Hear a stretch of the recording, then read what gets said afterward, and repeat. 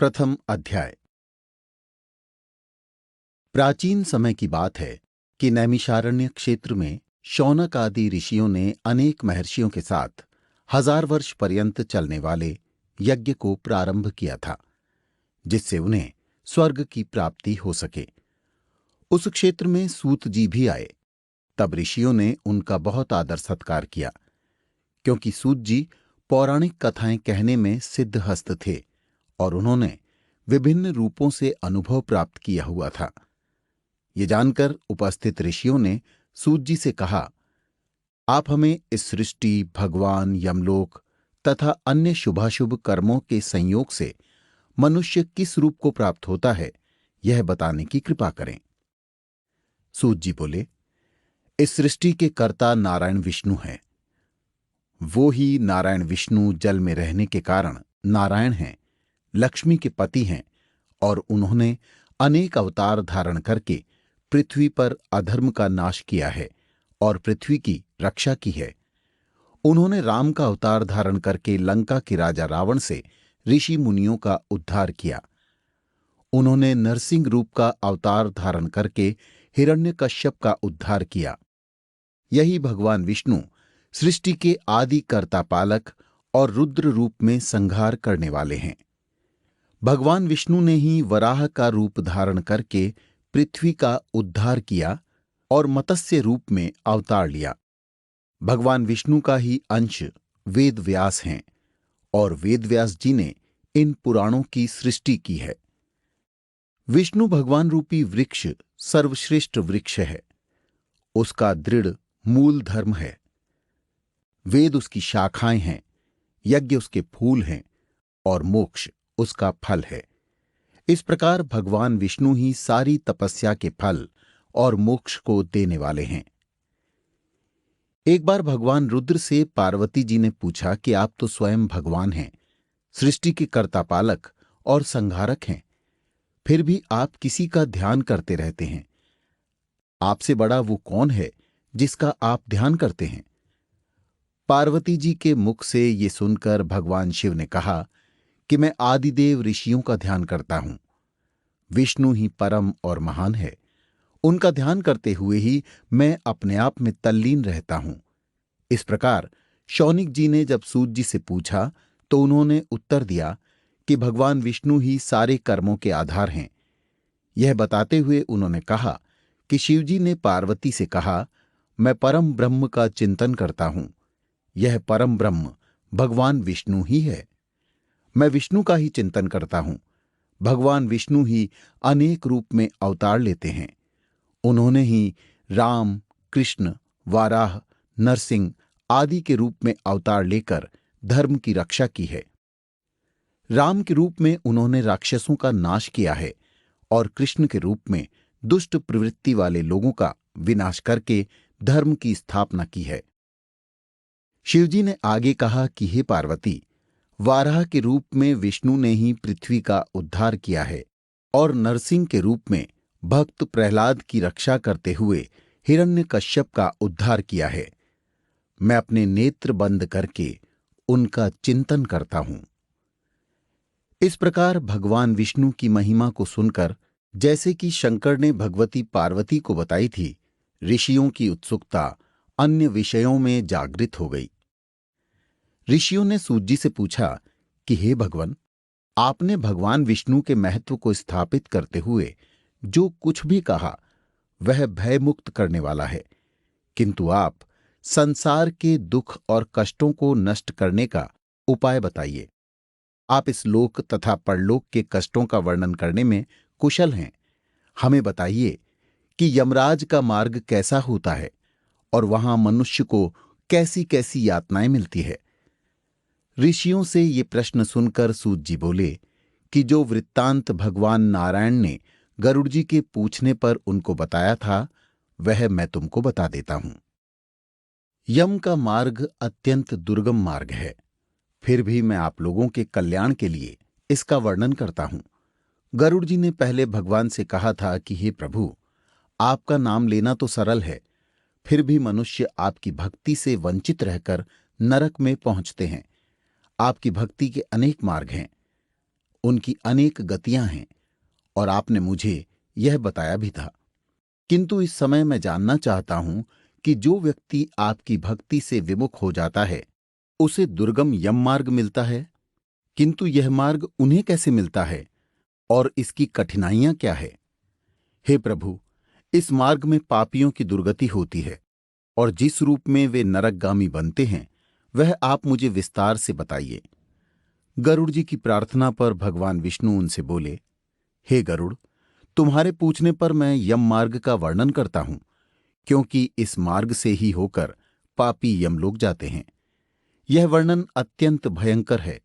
जो अपने को सम्मानित मानकर उग्र रहते हैं और धन तथा मर्यादा के गर्व से युक्त हैं तथा राक्षसी भाव को प्राप्त होकर दैवी शक्ति रूपी संपत्ति से हीन होते हैं, जो काम तथा भोग में लीन रहते हैं, जिनका मन मोह मायाजाल में फंसा हुआ है, वे अपवित्र नरक में गिरते हैं। जो मनुष्य दान देते हैं वे मोक्ष प्राप्त करते हैं। जो लोग दुष्ट और पापी हैं वे दुखपूर्वक यम की यातना सहते हुए यमलोक जाते हैं। पापियों को इस संसार के दुख जैसे मिलते हैं, उन दुखों को भोगने के पश्चात जैसी उनकी मृत्यु होती है और वे जैसा कष्ट पाते हैं, उसका वर्णन तुमसे करता हूं। सुनो। मनुष्य संसार में जन्म लेकर अपने पूर्व जन्म के संचित किए हुए पुण्य और पाप के कारण अच्छे बुरे फल को भोगता है। शेष अशुभ कर्मों के संयोग से शरीर में कोई भी रोग हो जाता है। रोग और विपत्ति से युक्त वह प्राणी जीवन की आशा से उत्कंठित होता रहता है। युवावस्था में संवेदनाहीन यह प्राणी स्त्री और पुत्रों से सेवित होने पर भी बलवान सर्प के द्वारा काल के रूप में एकाएक भयभीत होता है और उसके सिर पर काल आ पहुंचता है। वह वृद्धावस्था के कारण रूपहीन होकर घर में मृतक के समान रहता है। वह गृहस्वामी द्वारा अपमान युक्त आहार को कुत्ते के समान भोजन करता है। रोग और मंदाग्नि के कारण आहार कम हो जाता है और चलने फिरने की शक्ति घट जाती है। वह चेष्टाहीन हो जाता है। जब कफ से स्वर नलियां रुक जाती हैं, आवागमन में कष्ट होता है। खांसी और श्वास के वेग के कारण उसके कंठ से घुरघुर शब्द होने लगता है। तब वह चेतनाहीन रहने के कारण चारपाई पर पड़ा हुआ सोचता है और बंधु वर्ग से घिरा हुआ होने के कारण प्राणी मृत्यु के सन्निकट आता रहता है, बुलाने से भी नहीं बोलता है। इस प्रकार हमेशा कुटुंब के पालन पोषण में जिसकी आत्मा लगी रहती है, उस परिवार के प्रेम की वेदना से रोता हुआ वह प्राणी परिवार के बीच में मर जाता है। हे गरुड़, मृत्यु के समय देवताओं के समान प्राणी की भी दिव्य दृष्टि हो जाती है। वह संसार को प्रभुमय देखता है और कुछ भी बोलने में असमर्थ हो जाता है। इंद्रियों की व्याकुलता से चैतन्य प्राणी भी जड़ के समान हो जाता है। इस कारण समीप आए यमदूतों के भय से अपने स्थान से चलायमान हो जाता है। जब प्राण आदि 5 तत्व अपने स्थान से चल देते हैं, तब मरते समय पापी का एक एक क्षण भी कल्प के समान बीतता है। 100 बिच्छुओं के काटने से जो पीड़ा होती है, वैसी ही यातना व्यथा श्वासों के निकलते समय होती है। यमदूतों के भय से उस जीव के मुंह से लार और झाग गिरने लगता है। अतः पापियों का प्राणवायु गुदा के मार्ग से निकलता है। प्राण निकलते समय प्राणियों को यमदूत मिलते हैं, जो क्रोध से लाल नेत्र वाले, भयानक मुखपाश और दंड लिए होते हैं तथा नग्न शरीर और दांत को पीसते हैं। ऊपर को उठे केश वालों के समान काले टेढ़े मुख वाले विशाल नख रूपी शस्त्र वाले यमदूत वहां आकर उपस्थित रहते हैं। उन दूतों को देखकर भय से वह प्राणी मलमूत्र का त्याग करने लगता है। इस अवस्था में हाय हाय करता हुआ जीव शरीर से निकलकर अंगूठे के समान शरीर को धारण करता है और मोहवश अपने घर को देखता है। उसी समय यमदूतों द्वारा पकड़ा जाता है। उस अंगुष्ठ मात्र शरीर को यातना रूपी शरीर से ढककर गले में रस्सी बांधकर यमदूत इस प्रकार ले जाते हैं, जैसे अपराधी पुरुष को राजा के सिपाही पकड़ कर ले जाते हैं। वे यमदूत इस प्रकार उस जीव को ले जाते हुए मार्ग में धमकी देते हैं तथा नरकों के भयानक दुखों का वर्णन बार बार करते जाते हैं। वे दूत कहते हैं, अरे दुष्टात्मा, तू शीघ्र चल, तुझे यमलोक जाना है और कुंभी पाक आदि नरकों का उपभोग करना है, अतः तू देर मत कर। यमदूतों की ऐसी वाणी को सुनता हुआ तथा अपने बंधु वर्गों के विलाप को सुनता हुआ वह जीव हाय हाय करता है। यमदूत उसे प्रताड़ना और कष्ट देते हैं। उन यमदूतों के धमकाने से उसका हृदय विदीर्ण हो जाता है। वह प्राणी भय से कांपता है और अपने पापों का स्मरण करता हुआ यम मार्ग से जाता है। यम मार्ग में कुत्तों से कटवाया जाता है। जब मार्ग में भूख और प्यास से पीड़ित होता है, सूर्य के तेज और हवा की प्रबलता से तप्त बालू में चलना पड़ता है। छाया और विश्राम रहित मार्ग में चलने से असमर्थ हो जाता है, तब उस जीव को कोड़ों से मारकर यमदूत घसीटते हैं। ऐसे कठिन मार्ग में चलने से वह थक कर गिरता है, मूर्छा खाता है तथा फिर उठता है। इस प्रकार वह जीव अंधकारमय यमलोक में पहुंचाया जाता है। वह जीव 3 अथवा 2 मुहूर्त में यमलोक में पहुंचाया जाता है।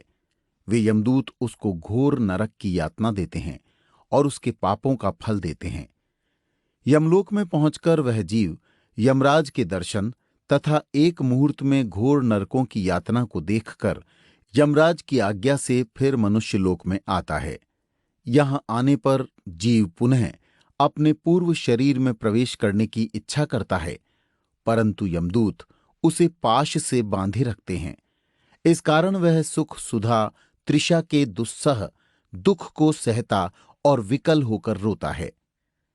तब मृत्यु के स्थान पर पुत्रों द्वारा दिए गए पिंड को और मरने के समय दिए हुए दान को ही वह जीव खाता है। तब भी उस पापी जीव की तृप्ति नहीं होती। उसके पुत्रों द्वारा दिए हुए दान, श्रद्धा और जलांजलि से पापी रूप के कारण तृप्ति नहीं होती। इसी से पिंडदान देने पर भी वे भूख से और भी व्याकुल हो जाता है। जिनका पिंडदान नहीं होता, वे कल्प भर प्रेत योनि में रहकर निर्जन वन में दुखपूर्वक भ्रमण करते हैं। बिना भोग कर्म का भय करोड़ों कल्प तक भी नहीं होता है और बिना यम की यातना भोगे जीवों को मनुष्य का जन्म भी नहीं मिलता है और उन्हें अन्य योनियों में भटकना होता है। हे गरुड़, उस पिंड के प्रतिदिन 4 भाग होते हैं। उनमें से 2 भाग पंचभूतों के लिए होते हैं, जिनसे देह की पुष्टि होती है। तीसरा भाग यमदूतों को मिलता है और चौथा भाग उस प्रेत को खाने के लिए मिलता है। इस प्रकार प्रेत को 9 दिन तक का पिंडदान खाने के लिए मिलता है। 10वें दिन के पिंडदान से प्रेत का शरीर निर्मित होता है और चलने में सामर्थ्य होती है। हे पक्षियों में श्रेष्ठ, पूर्व शरीर के जल जाने या नष्ट हो जाने पर पुत्र द्वारा दिए हुए पिंडों से फिर भी उस जीव को देह मिलता है। वह जीवन हाथ भर का शरीर पाकर यमलोक मार्ग में अपने शुभ अशुभ कर्मों को भोगता है। अब मैं 10 दिन के दिए पिंड से जिस प्रकार शरीर बनता है उसे कहता हूं। प्रथम दिन के पिंड से सिर, दूसरे दिन के पिंड से गर्दन और कंधा, तीसरे दिन के पिंड से हृदय बनता है, चौथे दिन के पिंड से पीठ, 5वें दिन के पिंड से नाभि उत्पन्न होती है, छठे दिन के पिंड से कमर, गुदा, लिंग, भग और मांस के पिंड आदि बनते हैं, 7वें दिन के पिंड से हड्डी आदि बन जाती है और 8वें 9वें दिन के 2 पिंडों से जंघा और पैर उत्पन्न होते हैं। 10वें दिन के पिंड से उस देह में सुख सुधा तृषा की उत्पत्ति होती है। पिंड से उत्पन्न शरीर का आश्रय लेकर भूख प्यास से पीड़ित प्रेत 11वें और 12वें दिन के श्राद्ध को 2 दिन में भोजन करता है। 13वें दिन यमदूतों से बंधा वह जीव बंधे हुए बंदर के समान अकेला संसार में आता है। हे गरुड़, वैतरणी को छोड़कर केवल यमलोक 86,000 योजन विस्तीर्ण है। अब इस जीवन की प्रतिदिन 24 घंटों में क्रमशः 247 योजन यमदूतों के संग निरंतर चलना पड़ता है। चलने वाले इस मार्ग के अंत में 16 ग्राम पड़ते हैं। उनको लांघकर तब धर्मराज के नगर में वह पापी जीव पहुंचता है। उन नगरों के नाम ये हैं: सौम्यपुर, सौरीपुर, नगेंद्र भवन, गंधर्व, शैलागम, क्रौंच, क्रूरपुर, विचित्र भवन, दुखद, नाना क्रंदपुर, सुतप्त भवन, रौद्रनगर, पयोवर्षण, शीतादय, बहुभीति। इनके आगे यमपुर है।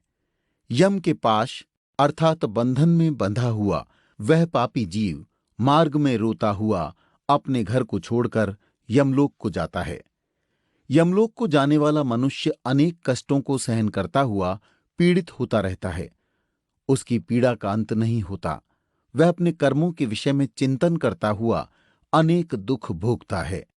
इस पर भी यदि वह दोबारा जन्म प्राप्त करता है, तब उसी प्रकार भगवान को भूलकर कर्म करता है।